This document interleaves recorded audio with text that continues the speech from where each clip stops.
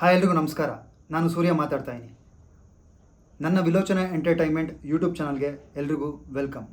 ನಾನು ಮಾಡೋ content, reviews, interviews ನಿಮ್ಗೆ ಇಷ್ಟ ಆಗಿದರೆ ಲೈಕ್ ಮಾಡಿ, ಶೇರ್ ಮಾಡಿ, ಹಾಗೆ ನಿಮ್ಮ ಅನಿಸಿಕೆ, ಅಭಿಪ್ರಾಯನ ಕಮೆಂಟ್ ಮುಖಾಂತರ ತಿಳಿಸಿ ಅಂತ ಕೇಳ್ಕೊಳ್ತಾ ಇದ್ದೀನಿ. ಅದ್ರ ಜೊತೆಗೆ ಸಬ್ಸ್ಕ್ರೈಬ್ ಆಗೋದನ್ನು ಮರಿಬೇಡಿ ಸ್ನೇಹಿತರೆ. ಇವತ್ತು ನನ್ನ ವಿಷಯ ಬಂದು ಕ್ರೈಮ್ ಬಗ್ಗೆ. ಇದೇನಪ್ಪ ಇವನು ಶಾರ್ಟ್ ಫಿಲಮ್ಸು, ಇಂಟರ್ವ್ಯೂಸು, ರಿವ್ಯೂಸ್ ಎಲ್ಲ ಬಿಟ್ಟು ಕ್ರೈಮ್ ಬಗ್ಗೆ ಮಾತಾಡೋಕ್ಕೆ ಬಂದಿದ್ದೇನೆ ಅಂದ್ಕೊಂಡ್ರಾ? ಹೌದು, ಅದೊಂದು ರೇಪ್ ಕೇಸ್ ಇಡೀ ದೇಶನೇ ಬೆಚ್ಚಿ ಬೀಳಿಸ್ಬಿಡ್ತು ಸ್ನೇಹಿತರೆ. ನಿರ್ಭಯ ಕೇಸ್ ನಂತರ ಅದೆಷ್ಟು ಪ್ರೊಟೆಸ್ಟ್ ಮಾಡಿದ್ವು, ಕ್ಯಾಂಡಲ್ ಹಚ್ಚಿದ್ವು, ಆದರೆ ಯಾವುದು ಕೂಡ ಬದಲಾಗಲೇ ಇಲ್ಲ. के मुंह में खून था, शरीर में कोई कपड़ा नहीं था, पैर दोनों राइट एंगल में मिला गया, एक पाँव बेड के इस तरफ, एक पाँव बेड के इस तरफ मिला गया. जब तक पेल्विक गर्डल नहीं टूटता है, इस तरह दो पाँव को नहीं चीरा जा सकता है. चश्मे को कूटा गया, जिसकी वजह से आंखों से खून निकल गया. गले में गला दबाकर मारा गया. ये पूरा पोस्टमार्टम रिपोर्ट में वायरल हुआ है, आप लोग कृपया देखिए. I promise you that not a grain of the words I utter today is a lie. West Bengal doctor rape and murder case.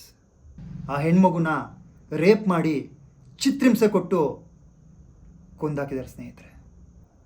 ಪ್ರಾಣ ಕಾಪಾಡೋ ಡಾಕ್ಟ್ರೇ ಸೇಫ್ ಆಗಿಲ್ಲ, ಇನ್ನು ಸ್ಕೂಲ್ಗೆ ಹೋಗೋ ಹೆಣ್ಮಕ್ಳು, ಕಾಲೇಜ್ಗೆ ಹೋಗೋ ಹೆಣ್ಮಕ್ಳು, ಗಾರ್ಮೆಂಟ್ಸಲ್ಲಿ ಕೆಲಸ ಮಾಡೋ ಹೆಣ್ಮಕ್ಳು ಎಷ್ಟು ಸೇಫ್ ಆಗಿದ್ದಾರೆ ಅನಿಸುತ್ತೆ ಸ್ನೇಹಿತರೆ.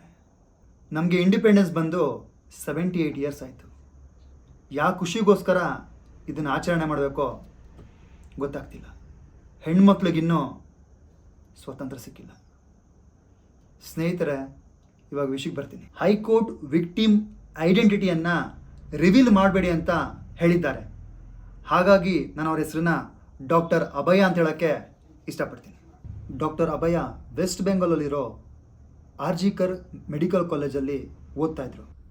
ಅಂದು 8 ಆಗಸ್ಟ್ ಡಾಕ್ಟರ್ ಅಭಯ ಅವರು ಅವ್ರ ತಾಯಿ ಕಾಲ್ ಮಾಡಿ, ನನಗೆ 36 ಅವರ್ಸ್ ಡ್ಯೂಟಿ ಹಾಕಿದ್ದಾರೆ, ನೀವು ಟ್ಯಾಬ್ಲೆಟ್ ತೊಗೊಂಡು ಮಲ್ಕೊಳ್ಳಿ ಅಂತ ಹೇಳ್ತಾರೆ. ಆ ಥರ ಹೇಳಿ ಕಾಲ್ ಕಟ್ ಮಾಡ್ತಾರೆ. ಡಾಕ್ಟರ್ ಅಭಯ ಅವರು ಪೇಷಂಟ್ಸ್ ನೋಡೋದಕ್ಕೆ ರೌಂಡ್ಸ್ ಹೋಗ್ತಾರೆ. ರಾತ್ರಿ 12 ಗಂಟೆ ಡಾಕ್ಟರ್ ಅಭಯ ಅವರು 4 ಜನ ಜೂನಿಯರ್ಸ್ ಜೊತೆ ಸೇರಿ ಊಟ ಮಾಡ್ತಾ ಒಲಿಂಪಿಕ್ ಮ್ಯಾಚ್ನ ನೋಡ್ತಾ ಇರ್ತಾರೆ. 36 ಅವರ್ಸ್ ಕಂಟಿನ್ಯೂಸ್ ಆಗಿ ಡ್ಯೂಟಿ ಮಾಡಿರೋದ್ರಿಂದ ಅಭಯ ಅವ್ರಿಗೆ ಸುಸ್ತಾಗಿರುತ್ತೆ. ಮಧ್ಯರಾತ್ರಿ 2 ಗಂಟೆ ಆ ಟೈಮಲ್ಲಿ ಅಭಯ ಅವ್ರಿಗೆ ಮಲ್ಕೊಳ್ಳೋದಕ್ಕೆ ಟೈಮ್ ಸಿಗುತ್ತೆ. ಹಾಗಾಗಿ ಅವರು ಸೆಮಿನಾರ್ ಹಾಲ್ಗೆ ಮಲ್ಕೊಳ್ಳೋಕೆ ಹೋಗ್ತಾರೆ. ಬೆಳಗ್ಗೆ 7 ಗಂಟೆ ಒಬ್ಬ ಟ್ರೈನಿ ಡಾಕ್ಟರು ಸೆಮಿನಾರ್ ಹಾಲ್ ಡೋರ್ನ ಓಪನ್ ಮಾಡ್ತಾನೆ. ಡಾಕ್ಟರ್ ಅಭಯ ಅವ್ರನ್ನ ನೋಡಿ ಗಾಬರಿ ಆಗ್ತಾನೆ. ಡಾಕ್ಟರ್ ಅಭಯ ಅವರು ರಕ್ತದ ಮಡಿಲಿನಲ್ಲಿ ಮಲಗಿರ್ತಾರೆ. ಗಾಬರಿಯಿಂದ ಕಾಲೇಜ್ ಮ್ಯಾನೇಜ್ಮೆಂಟ್ಗೆ ವಿಷಯ ತಿಳಿಸ್ತಾನೆ. Doctor Sandip Ghosh RGK medical ಕಾಲೇಜಿನ ಪ್ರಿನ್ಸಿಪಲ್. ಮ್ಯಾನೇಜ್ಮೆಂಟ್ ಅವರು ಡಾಕ್ಟರ್ ಅಭಯ ಅವ್ರ ತಂದೆಗೆ ಕಾಲ್ ಮಾಡಿ, ನಿಮ್ಮ ಮಗಳಿಗೆ ಸೀರಿಯಸ್ ಆಗಿದೆ ಅಂತ ಹೇಳಿ ಕಾಲ್ ಕಟ್ ಮಾಡ್ತಾರೆ. ಡಾಕ್ಟರ್ ಅಭಯ ಅವರ ತಂದೆ ಗಾಬರಿಯಾಗಿ ಮತ್ತೆ ಫೋನ್ ಟ್ರೈ ಮಾಡ್ತಾರೆ. ಆದರೆ ಕಾಲೇಜವರು ಯಾರೂ ಕೂಡ ಫೋನ್ ರಿಸೀವ್ ಮಾಡೋದಿಲ್ಲ. ಅದೇ ಕಾಲೇಜವರು ಮತ್ತೆ ಅಭಯ ಅವ್ರ ತಂದೆಗೆ ಕಾಲ್ ಮಾಡಿ, ನಿಮ್ಮ ಮಗಳು ಸೂಸೈಡ್ ಮಾಡ್ಕೊಂಡಿದ್ದಾಳೆ ಅಂತ ಹೇಳಿ ಫೋನ್ ಕಟ್ ಮಾಡ್ತಾರೆ. ಈ ವಿಷಯನ ಕೇಳಿ ಡಾಕ್ಟರ್ ಅಭಯ ಅವರ ತಂದೆ ತಾಯಿ ಕಾಲೇಜಿಗೆ ಓಡ್ಬರ್ತಾರೆ ಸ್ನೇಹಿತರೆ. ಕಾಲೇಜ್ ಮ್ಯಾನೇಜ್ಮೆಂಟ್ ಅವರು ಅವರ ತಂದೆ ತಾಯಿಗೆ ಡಾಕ್ಟರ್ ಅಭಯ ಅವರ ಬಾಡಿನ ನೋಡೋದಕ್ಕೆ ಬಿಡೋದಿಲ್ಲ. नहीं, मेरी लड़की ने सुसाइड कर दिया है, ये खबर आई है. हाथ जोड़ती रही माँ बाप, हाथ जोड़ते रहे, हमें एक बार दिखाओ, हमारी बच्ची का मुंह एक बार दिखाओ. हमको नहीं दिखाया. 3 ಅವರ್ಸ್ ಆದಮೇಲೆ ಡಾಕ್ಟರ್ ಅಭಯ ಅವರ ಬಾಡಿನ ಅವ್ರ ತಂದೆಗೆ ನೋಡೋದಕ್ಕೆ ಬಿಡ್ತಾರೆ. ಪಕ್ಕದಲ್ಲಿ ರಕ್ತ, ಬಾಡಿ ಫುಲ್ಲು ಡ್ಯಾಮೇಜ್ ಆಗಿರುತ್ತೆ. ಸೆಮಿ ನ್ಯೂಡಾಗಿ ಬಿದ್ದಿದ್ದ ಅಭಯ ಬಾಡಿನ ತಂದೆ ನೋಡಿದಾಗ ಸ್ನೇಹಿತರೆ ಅರ್ಥ ಮಾಡ್ಕೊಳ್ಳಿ, ಇದಕ್ಕಿಂತ ಕೆಟ್ಟ ಸಿಚುಯೇಷನ್ನು ತಂದೆಗೆ ಮತ್ತೊಂದಿಲ್ಲ ಅನಿಸುತ್ತೆ. ಆದರೆ ಕಾಲೇಜವರು ಯಾಕೆ ಈ ವಿಷಯನ ದಾರಿ ತಪ್ಪಿಸೋದಕ್ಕೆ ಪ್ರಯತ್ನ ಮಾಡೋದು ಅಂತ ಯಾರಿಗೂ ಗೊತ್ತಿಲ್ಲ. ಡಾಕ್ಟರ್ ಅಭಯ್ ಅವರ ಬಾಡಿ ನೋಡಿದ್ರೆ ಯಾರಿಗೆ ಬೇಕಾದ್ರೂ ಗೊತ್ತಾಗುತ್ತೆ ಸ್ನೇಹಿತರೆ ಅವ್ರ ಮೇಲೆ ಗ್ಯಾಂಗ್ ರೇಪ್ ಆಗಿದೆ ಅಂತ. ಈ ಕೇಸ್ನ ಅಬ್ಸರ್ವ್ ಮಾಡಿದ್ರೆ ಪ್ರಿನ್ಸಿಪಲ್ ಆದ ಸಂದೀಪ್ ಘೋಷ್ ಅವರು ಈ ಕೇಸ್ನ ಬೇರೆ ಡೈರೆಕ್ಷನಲ್ಲೇ ತೊಗೊಂಡೋಗ್ತಿದ್ದಾರೆ ಅನಿಸುತ್ತೆ. ಅವರ ಅಟಾಪ್ಸಿ ರಿಪೋರ್ಟ್ ನೋಡಿದ್ರೆ ನಿಮ್ಗೆ ಗೊತ್ತಾಗುತ್ತೆ ಸ್ನೇಹಿತರೆ ಎಷ್ಟು ಕ್ರೂರವಾಗಿ ಕೊಲೆ ಮಾಡಿದ್ದಾರೆ ಅಂತ. ಡಾಕ್ಟರ್ ಅಭಯ್ ಅವರ ಡೆಡ್ ಬಾಡಿ ಹತ್ರ ಒಂದು ಬ್ಲೂಟೂತ್ ಸಿಗುತ್ತೆ ಸ್ನೇಹಿತರೆ. ಆ ಬ್ಲೂಟೂತು ಸಂಜಯ್ ರಾಯ್ಗೆ ಸೇರಿದ್ದು ಅಂತ ಪೊಲೀಸರು ಸಂಜಯ್ ರಾಯ್ನ ಅರೆಸ್ಟ್ ಮಾಡ್ತಾರೆ. ಡಾಕ್ಟರ್ ಅಭಯ್ ಅವ್ರನ್ನ ರೇಪ್ ಮಾಡಿ ಕೊಂದಿದ್ದು ನಾನೇ ಅಂತ ಸಂಜಯ್ ರಾಯ್ ಹೇಳ್ತಾನೆ. ಪೊಲೀಸವ್ರಿಗೆ ಹ್ಯಾಂಗ್ ಮಾಡ್ಕೊಳಂಗಿದ್ರೆ ಮಾಡ್ಕೊಳ್ಳಿ ಅಂತಲೂ ಹೇಳ್ತಾನೆ. ಇಲ್ಲಿವರೆಗೂ ಏನೇನು ಹೇಳಿದ್ನೋ ಇದೆಲ್ಲ ನಿಮ್ಗೆ ಗೊತ್ತಿರೋ ವಿಷಯ ಸ್ನೇಹಿತರೆ. ಸಂಜಯ್ ರಾಯ್ ಆ ಕಾಲೇಜ್ಗೆ ಸಂಬಂಧಪಟ್ಟಿರೋದೇ ಇಲ್ಲ. ಅವನೊಬ್ಬ ಸಿವಿಕ್ ವಾಲಂಟಿಯರ್ ಅನ್ನೋದು ಗೊತ್ತಾಗುತ್ತೆ. ಆ ಸಿವಿಕ್ ವಾಲಂಟಿಯರ್ನ ವೆಸ್ಟ್ ಬೆಂಗಾಲ್ ಗೌರ್ಮೆಂಟ್ ಪೊಲೀಸವರು ಟ್ರಾಫಿಕ್ ಎಮರ್ಜೆನ್ಸಿ ಟೈಮಲ್ಲಿ ಹೆಲ್ಪ್ ಮಾಡೋದಕ್ಕೆ ಅಪಾಯಿಂಟ್ ಮಾಡ್ಕೊಂಡಿರ್ತಾರೆ. ಸ್ನೇಹಿತರೆ, ಸಂಜಯ್ ರಾಯ್ ಅನ್ನೋ ವ್ಯಕ್ತಿಗೆ ಎಷ್ಟು ಇನ್ಫ್ಲುಯೆನ್ಸ್ ಇತ್ತು ಅಂದರೆ ಪೊಲೀಸವ್ರಿಗೆ ಏನೇನು ಸೌಕರ್ಯಗಳು ಸಿಗ್ತಿತ್ತೋ ಅದೆಲ್ಲ ಇವನಿಗೆ ಸಿಗ್ತಿತ್ತು ಸ್ನೇಹಿತರೆ. ಸಂಜಯ್ ರಾಯ್ ಹಿಸ್ಟ್ರಿನ ನೋಡಿದ್ರೆ ಅವನ ಬ್ಯಾಕ್ಗ್ರೌಂಡು ತುಂಬ ವರ್ಸ್ಟ್ ಸ್ನೇಹಿತರೆ. ಸಂಜಯ್ ರಾಯ್ ಅವತ್ತು ಕುಡಿದು ರೆಡ್ ಲೈಟ್ ಏರಿಯಾಗೆ ಹೋಗ್ತಾನೆ. ಸಮಯ ಮಧ್ಯರಾತ್ರಿ 12 ಗಂಟೆ. ಸಂಜಯ್ ರಾಯ್ ದುಡ್ಡು ತಗೊಂಡು ಸೇರಿಸಿದಂತಹ ಪೇಷಂಟ್ನ ನೋಡೋದಕ್ಕೆ ಕಾಲೇಜಿಗೆ ಬರ್ತಾನೆ.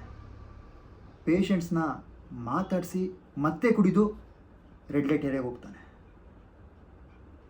ಸಂಜಯ್ ರಾಯ್ ಅನ್ನೋ ವ್ಯಕ್ತಿ ಬೆಳಗಿನ ಜಾವ 4 ಗಂಟೆಗೆ RGK ಕಾಲೇಜಿಗೆ ಬರ್ತಾನೆ.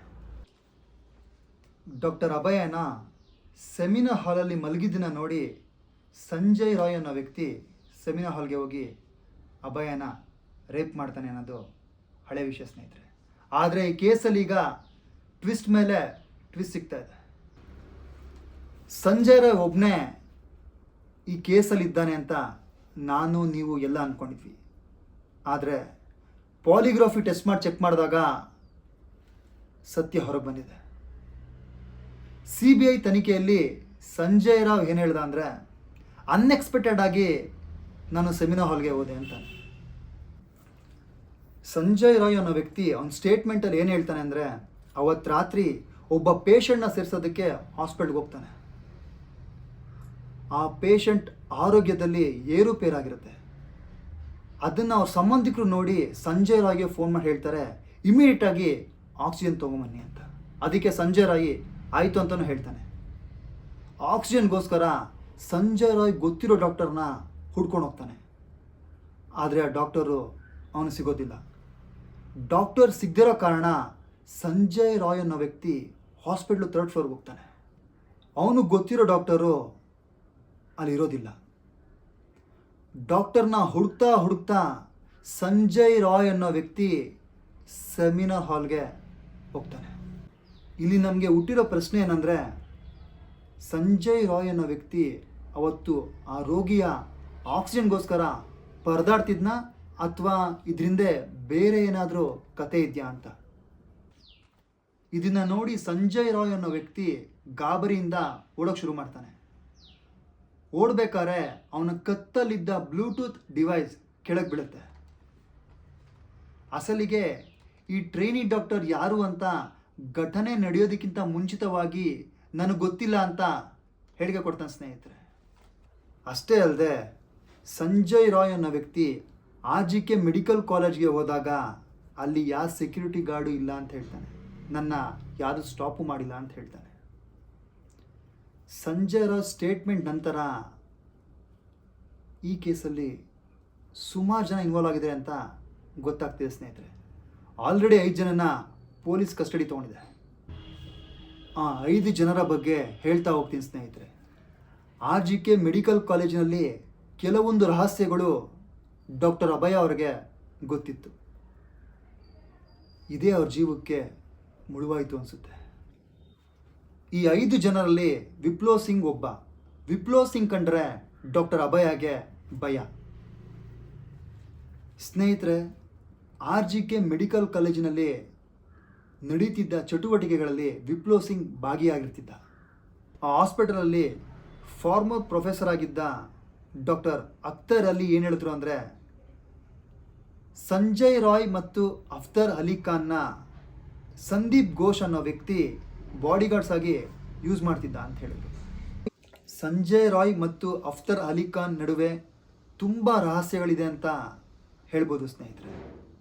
ಸಂದೀಪ್ ಘೋಷ್ ಅನ್ನೋ ವ್ಯಕ್ತಿ ಆ ಹಾಸ್ಪಿಟಲ್ ಇದ್ದ ಶವಗಳನ್ನು ಅವರ ಕುಟುಂಬಸ್ಥರಿಗೆ ತಿಳಿಸದೆ ಮಾರ್ತಿದ್ದ ಅಂತ ಹೇಳ್ತಾರೆ. ಹಾಗೆ ಸಂದೀಪ್ ಘೋಷ್ ಅನ್ನೋ ವ್ಯಕ್ತಿ ಇವತ್ತು ಪೊಲೀಸ್ ಕಸ್ಟಡಿಯಲ್ಲಿ ಇದ್ದಾನೆ ಸ್ನೇಹಿತರೆ.